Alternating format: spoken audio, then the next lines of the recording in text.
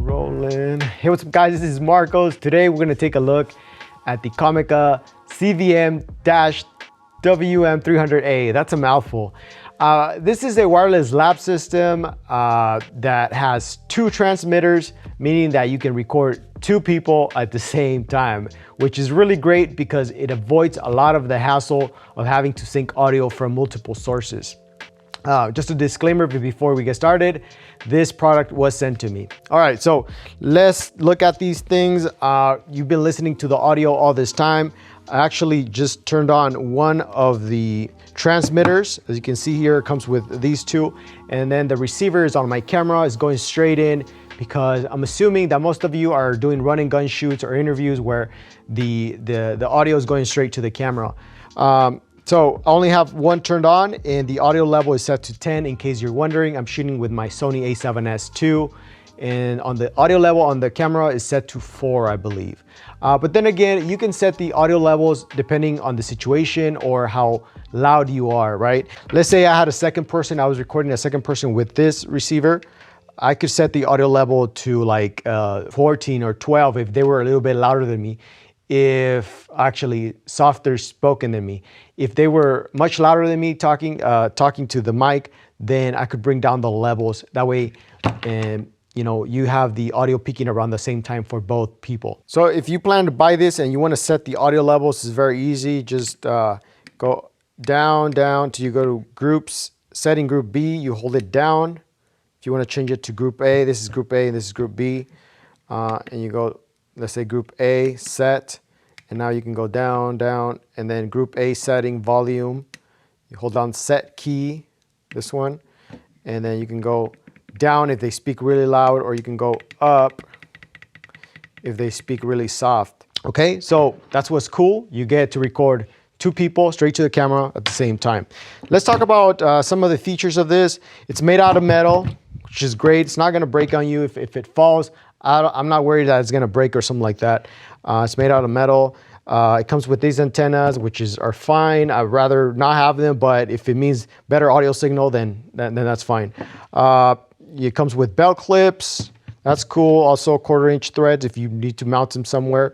What else? These are the lab mics that it comes with. You get two of them. This mic is a little bit bigger than the other lab mics I have, which is harder to hide on the Talent, as you can see there. Then let's look at the case. You move this over. This is the case that it comes with. If I open it up, this is really strong. You could probably sit on this, it's not gonna break. So you basically put your receiver and your transmitters in here. It comes with this XLR cables. If you can hook it up to your Tascam DR60 or another audio recorder. If you're not gonna record straight to the camera, you could do that. It comes with audio cables because these are rechargeable. I think these are great that they're rechargeable. I'll talk about it in a little bit. Also comes with two of these dead cats. I think that's what they're called. That's cool. They're a little bit big in my opinion, so I probably wouldn't put this on a person unless it's really windy. I'd rather get clean audio than try not to look funky. So yeah, those might come in handy. So that's what comes in the case. Let me close this. So I talked about these are rechargeable, which are great. They don't require a battery.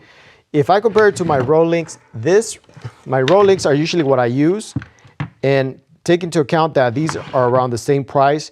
These are $400, these are $390, so they're a little bit cheaper, but you get, these are two transmitters, which is basically this, and this is the receiver. So I would probably get these. If I could go back in time, I would just buy these. I wouldn't necessarily buy the Rolink, even though they're a little bit higher quality. But if you're not a stickler for quality, I mean, it's negligible.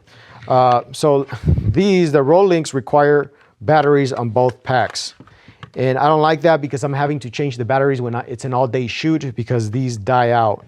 Whereas the Comicas, the battery lasts all day, and I'm not worried that it's gonna run out on me because it's like 10 hours recording time, I believe. So I think I've talked about most things that are important to me, which is not having to sync audio. I mean, that alone is great when you have two transmitters, two people to record at the same time.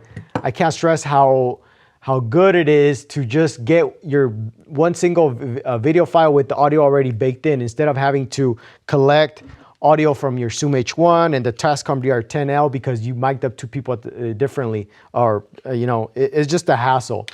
I do a lot of run and gun, and sometimes I have to stop the camera, and just because for whatever reason I don't want to stop the Zoom H1 and the Tascam DR10L. So I just leave them running, and at the end it's just a hassle having to sync all these audio clips or all these video clips with the audio. With this, it's just one file and that's it, just one card. I don't have to deal with anything else. Also, you might have experienced audio drifting. That's when, you know, at the beginning of your cut of your sequence, the audio is all perfectly lined up, but as you get to like minute 5 or 10 or 15, the audio starts drifting, and then the audio is not matching with the lips, and you have to cut it up and resync it. And that's probably because you shoot in 30p, which I'm having to do for certain clients. So that's just another thing. The audio is pretty reliable, meaning that I don't get drop signals or static or anything like that. Now what I'm gonna do is do an audio test. All this time you've just been listening to me with one of these turned on. Now I'm gonna turn on the second audio transmitter. So let's say I was recording a second person. The audio does change, so be aware of that. Okay, now this is me talking with the two transmitters on the Comica turned on. Let me turn them off. So this is me talking with only one transmitter on the Comica turned on. Now this is me talking with the two transmitters on the Comica turned on. So this is me talking with only one transmitter on the Comica turned on. Now let's compare it to the Rode Link and see how it compares. Now you're listening to the Rode Link. The audio level is the same on the camera. The dB level on both the transmitter and the receiver is set to 0. So this is what it sounds like. I'm gonna stay quiet for a second.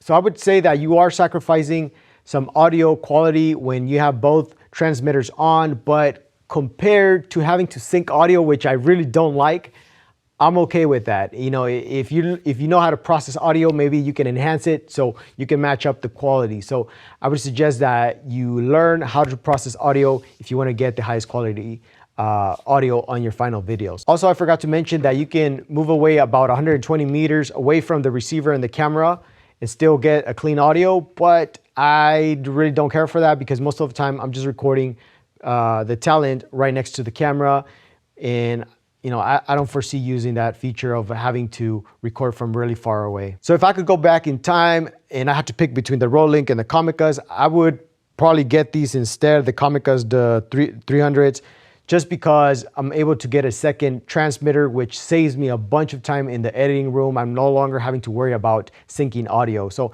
that alone is the selling feature in my opinion. All right, guys, so if you have any other questions or I forgot to mention something, please let me know. As always, appreciate you for watching, and I'll catch you on the next one.